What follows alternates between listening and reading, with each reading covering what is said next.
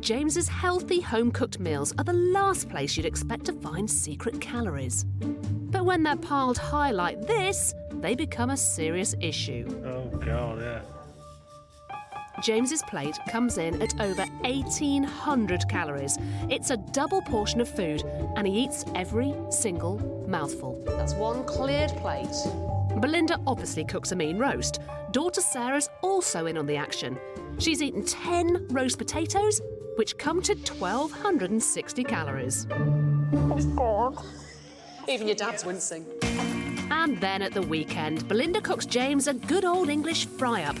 On average, a breakfast like this for a man should be around 500 calories. This plate clocks in at over 900. James's secret eating vice is finishing every last mouthful of his huge portions.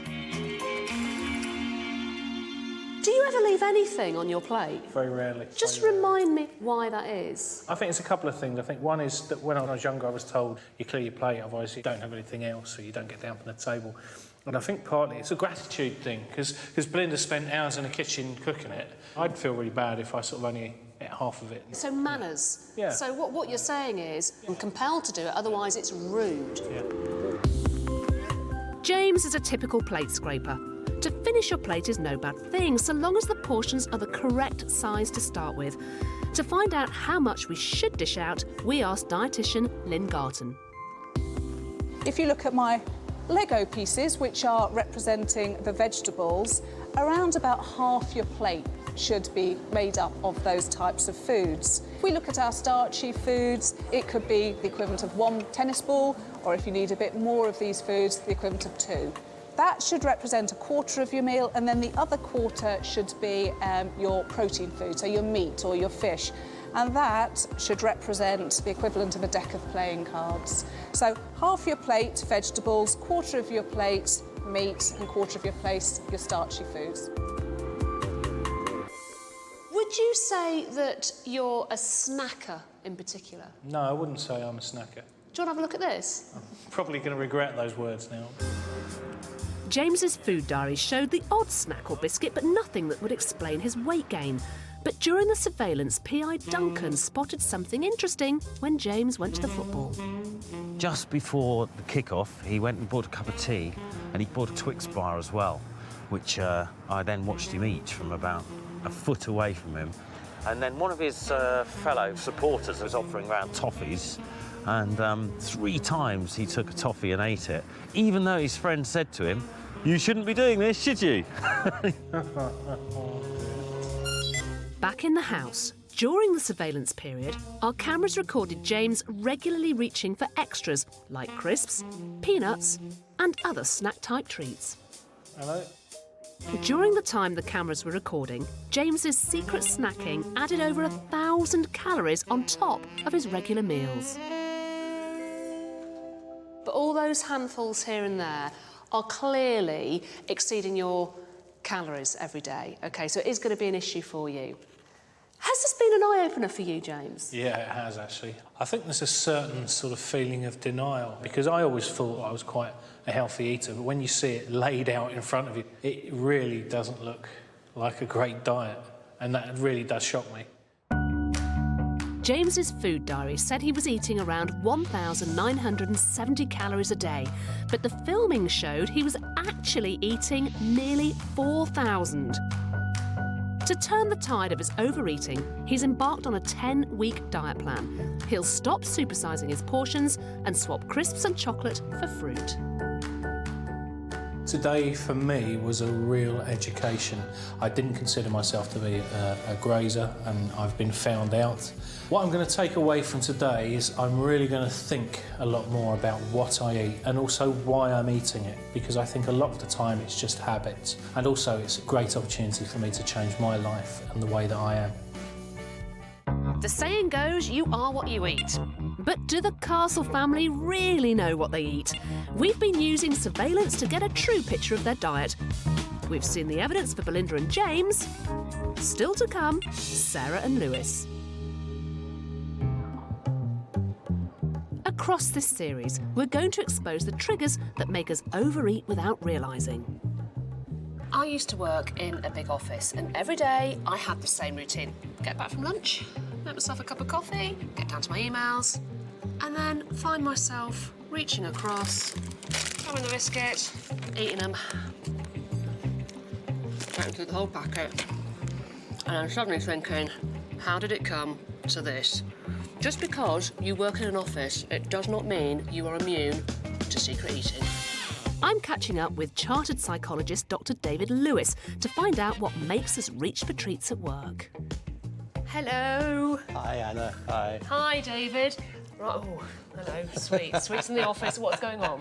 And essentially, we're going to do an experiment which involves these two bowls, and we're going to hopefully find some very fascinating results about why people put on weight without really realising why they're putting on weight. What's it got to do with being in an office? Well, there was a study in which scientists gave office workers over a 12-month period exactly these kind of sweet treats. Some were given them in a clear glass bowl like that, others were given them in an opaque bowl. The groups who were given their sweets in this clear glass bowl ate 71% more sweets over the 12-month period. Why? Because they could see them. Another experiment showed that office workers given bowls of chocolate ate 9 a day if they were on their desk, 6 if they were in their desk drawer, and just 4 if they were a 6-foot walk away.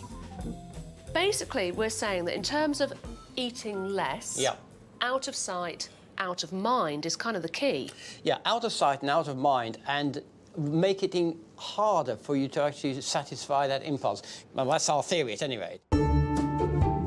We've got just 2 hours to put the theory to the test. Our volunteer office workers have been split into 2 groups. To throw them off the scent of what we're actually testing, we've asked them to fill in a survey, and as a thank you, we've offered them the sweets.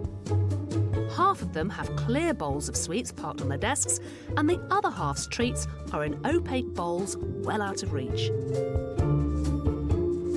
We'll find out which group scoffs the most sweets later.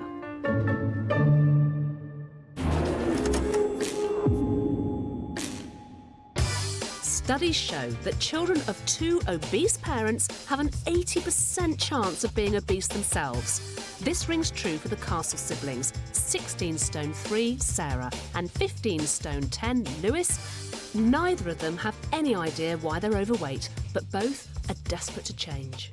I do try consciously to eat healthy. Like, we've got a bowl of apples at home and I'll try and eat one every day, but it never happens. I need motivation to do it.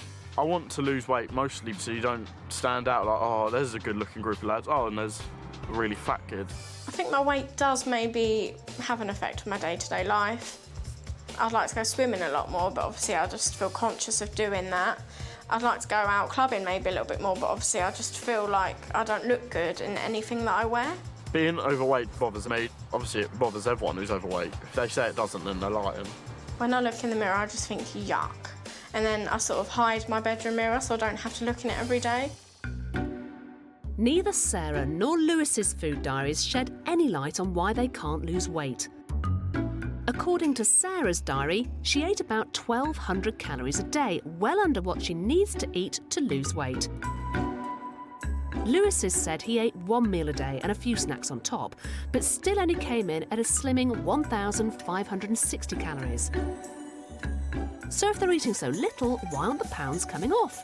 And did our surveillance find anything to help us solve the mystery? Sarah, we are now going to turn the spotlight on you. To see if Sarah was doing some secret eating, the PIs placed a hidden camera in her staff room. And we got you at work. And then placed yourself right in our eye line. Brilliant. The camera filmed Sarah eating a McDonald's quarter pounder with cheese, large fries and a large Coke. I didn't know that you'd catch me out. And later that same day, Sarah had some serious snack attacks, scoffing down 6 shortcake biscuits, a chocolate cupcake and a packet of crisps.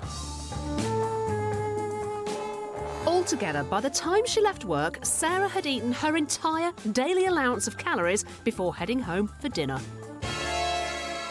Oh, God. Snacking at work is all too easy for Sarah, thanks to a nearby vending machine, and she's not alone.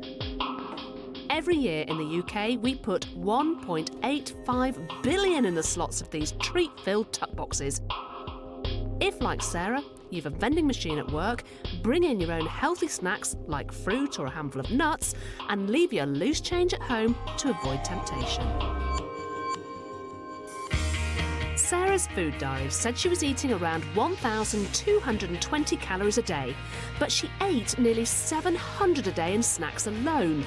That, combined with a big roast potato habit and some fast food lunches, helped take up her real daily average to a whopping 4,350 calories.